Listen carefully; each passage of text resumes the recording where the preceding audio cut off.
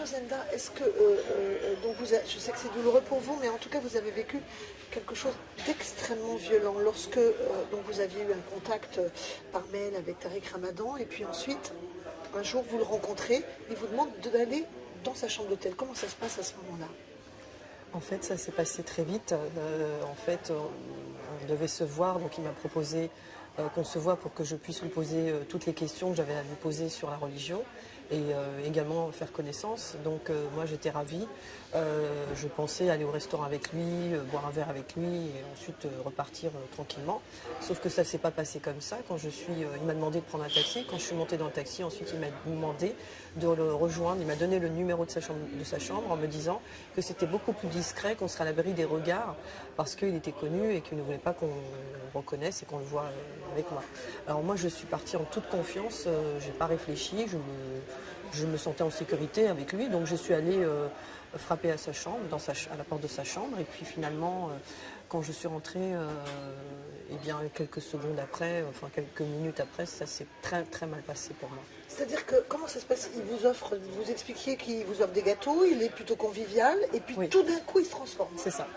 Oui, c'est ça en fait. Moi je suis rentrée, donc j'étais déjà très impressionnée quand je l'ai vu. Bon bah il est très grand, j'étais toute intimidée, donc il avait une assiette de pâtisserie orientale dans la main. Donc il me propose une pâtisserie, je lui dis non merci. En fait ensuite il va se laver les mains. Moi je reste debout et puis finalement il revient vers moi. À ce moment-là il m'embrasse.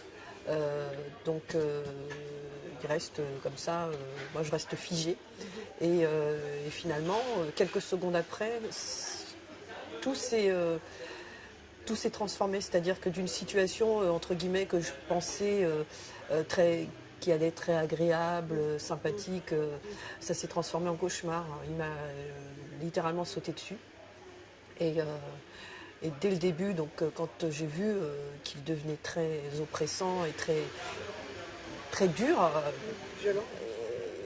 il a été violent à partir du moment où je lui ai dit non, ça va trop vite. Je lui ai dit non, ça va trop vite, donc je l'ai repoussé, mais comme il est plus fort que moi, en fait, il m'a forcé, puis après il m'a frappé, il m'a vraiment frappé très fort, il m'a giflé, ensuite il m'a étranglé, donc il m'a coupé la respiration.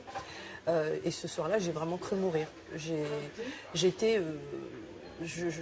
me suis dit, ça y est, tu vas mourir, il est fou, il est devenu fou. Donc ce qui s'est passé, c'est qu'ensuite, il a fait ce qu'il avait à faire. Vous voulez dire concrètement, il vous a violé? Oui, c'est ça. C'est ça, il m'a violée. Ensuite, j'ai pleuré. Et quand j'ai pleuré, il s'est moqué de moi, en fait. Il m'a dit, oh, pauvre petite fille. Il m'a dit, tu sais pas ce que c'est un homme? Et ben maintenant, tu sais. Hein, et il m'a dit, c'est ce que tu voulais, non? C'est pour ça que tu es venu. Et puis, il m'a insulté. Et donc, en fait, quand j'ai vu qu'il était vraiment méchant, j'ai eu très peur qu'il recommence. Donc, je me suis mis dans un coin au bout du lit, en fait. Et je ne bougeais plus, quoi. J'étais figée. Je suis restée comme ça jusqu'au petit matin parce que j'avais peur. J'ai pas dormi de la nuit, en fait. Hein. Je l'ai entendu ronfler. Donc, il dormait et moi, je suis restée comme ça, figée, sans bouger. Et au petit matin, il est parti se doucher. Et puis, il m'a dit... tu partiras discrètement après moi. Donc il m'a posé un billet sur mon sac, je lui ai dit que je n'en voulais pas. Et il m'a dit c'est pour payer, je lui ai dit que je n'étais pas une prostituée, que je ne voulais pas de son argent. Il m'a dit c'est pour payer tes frais de trajet. Et il est parti.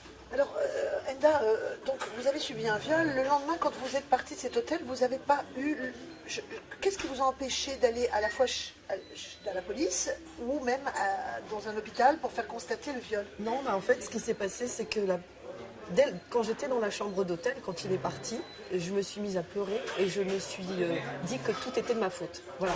Parce qu'en fait, je me sentais honteuse et je me suis dit, mais c'est de ta faute. Tu n'avais qu'à pas rentrer dans cette chambre. Et il m'a dit, tu as tout ce que tu mérites. Et je me suis dit, peut-être que j'ai tout ce que je mérite. J'avais tellement honte que ça se sache. Je culpabilisais. Et puis je doutais. Je me suis dit, peut-être qu'il a raison. Peut-être que c'est moi qui n'ai pas assez expérimenté. Il m'a dit que je n'étais pas une vraie femme. Alors j'ai vraiment douté de moi. Et j'avais cette honte et cette culpabilité qui a fait que je ne voulais pas que ça se sache. Et donc, je suis partie avec cette... Oui, enfouie au fond de vous. Hein. C'est ça. Vous étiez aussi dans une période où vous étiez fragilisée justement. Hein. Vous n'étiez Oui. pas dans une période très bien, vous étiez dépressive et vous étiez Oui. en difficulté, vous veniez de vous séparer de votre mari, c'est ça? Alors, je m'étais séparée depuis 2006, j'avais quitté mon mari, donc, sauf que depuis 2009 jusqu'à 2011, on m'a privée de mes enfants. C'est-à-dire que mon ex-mari m'a interdit de parler et de voir mes enfants. Et c'est ça, c'est vraiment cette souffrance avec la séparation de mes enfants qui a fait que je me sentais très fragile. Et aussi le fait de retirer le voile, parce que lui, moi j'étais obligée... Enfin, voilà, j'ai voulu récupérer la garde de mes enfants et pour ça, il fallait que je trouve un boulot. Et pour trouver un boulot, il a fallu que je retire le voile parce que c'était très compliqué avec le voile. Et donc, je culpabilisais. C'est pour ça, d'ailleurs, que je voulais rentrer en contact avec Tariq Ramadan pour avoir des conseils, justement, parce que je me sentais fautive de retirer le voile. Et lui m'a dit, eh bien, de toute façon, tu n'as que ce que tu mérites parce que tu portes pas. En gros, je ne porte pas le voile. Une femme qui n'est pas voilée mérite d'être violée.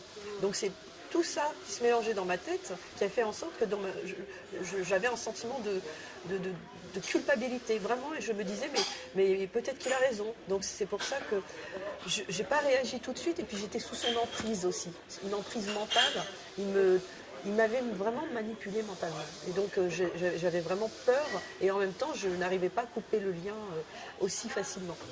Dernière chose, Enda, rapidement, il a déposé plainte pour dénonciation calomnieuse. Est-ce que ça vous fait peur, ce genre de choses? C'est logique. Moi, je m'attendais bien sûr à ce qu'il dépose plainte pour un motif ou un autre, sauf que, parce que bien sûr, il m'avait menacé, il m'avait même menacé de mort, il avait menacé mes enfants, et à un moment donné, voilà, je ne sais pas comment j'ai fait pour trouver le courage de le dénoncer. C'est vraiment grâce à cette campagne contre le harcèlement Balance ton porc qui a fait que, eh bien oui, j'ai moi aussi eu envie, comme d'autres femmes, les actrices de cinéma qui ont dénoncé le producteur qui les a violées, j'ai eu aussi ce besoin, moi, de libérer ma parole. Et aujourd'hui, je conseille vraiment à toutes les femmes qui sont victimes, qui n'osent pas parler, de le faire, parce que la parole, elle est libératrice. Et j'ai fondé une association pour aider les femmes qui s'appelle Libératrice.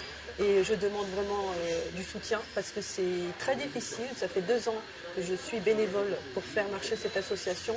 Et aujourd'hui, je demande vraiment qu'on nous donne les moyens d'aider toutes ces femmes à libérer la parole.